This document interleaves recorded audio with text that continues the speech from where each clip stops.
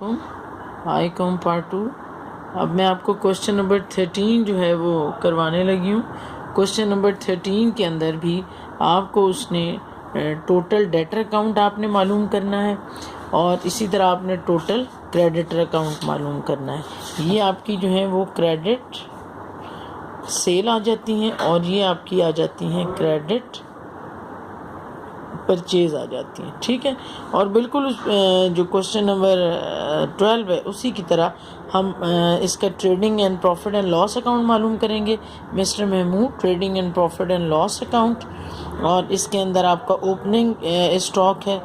Purchases आपने निकाली हैं, इसकी कितनी टोटल परचेजेस आपने निकाली हैं 38,500। इसका मतलब ये है कि उसने आपको कैश परचेज कोई नहीं दी, वो आपने यहाँ पर लिख दी। इसके अलावा कोई डायरेक्ट एक्सपेंस नहीं है, इसलिए हमने यहाँ पर कुछ नहीं लिखा।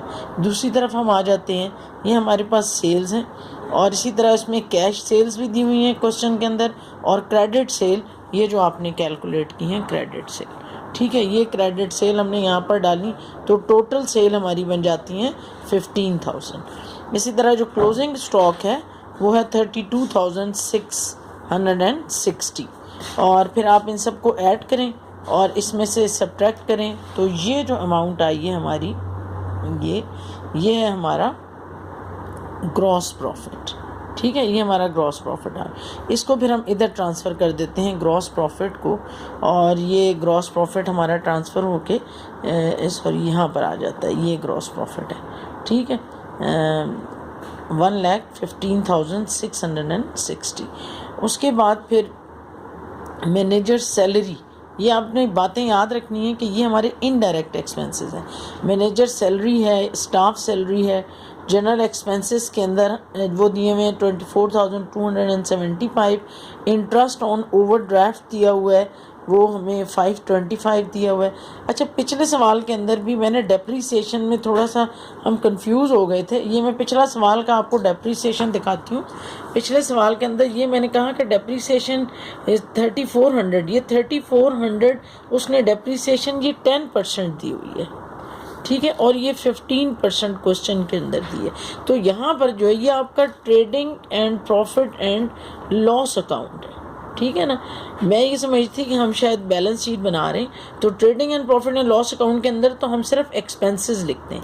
तो बिल्कुल इसी तरह यहाँ पर भी हम जो है वो एक्सपेंसेस लिखेंगे डेप्रिसिएशन के। 5% फर्नीचर पे हमने निकाला और 10% हमने प्रीमिसेस पे निकाल के दोनों को ऐड करके आउटर कॉलम में हमने ये लिख दिया इसको, ठीक है। दूसरी तरफ आपने ये ग्रॉस प्रॉफिट जो आपने यहाँ से ट्रांसफ़र किया वो यहाँ लिख दिया। अब हमारे पास जो है रिज़र्व फॉर बैड डेट्स भी दिए हुए हैं, वो भी हमारा इनडायरेक्ट एक्सपेंस होता है। और फिर हमने वहाँ से ये इन सब को किया टोटल, ठीक है, इन सब को हम करेंगे टोटल, और ये टोटल अमाउंट हमारी जो है ये आती है 1,15,660, ठीक है। इसको माइनस करेंगे हम अपना डेबिट साइड से एक्सपेंसेस से, तो हम देख रहे हैं कि income is greater than expenses, ठीक है। Income is greater than expenses, तो ये हमारा आ जाता है नेट प्रॉफिट। ये हमारा आ जाता है नेट प्रॉफिट, ठीक है। उसके बाद अब हम मालूम करते हैं महमूद्स बैलेंस शीट।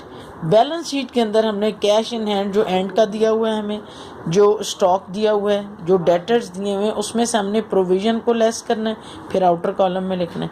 फर्नीचर जो दिया हुआ है उसमें से 200 जो हमने पीछे डेप्रीसिएशन निकाली थी वो माइनस करनी है और वो आउटर कॉलम में लिखनी है।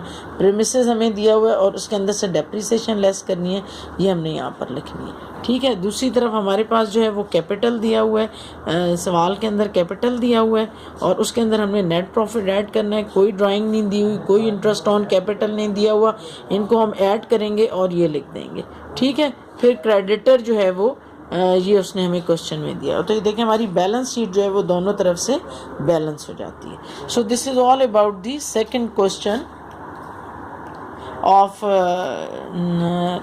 कन्वर्जन मेथड, ठीक है बच्चों।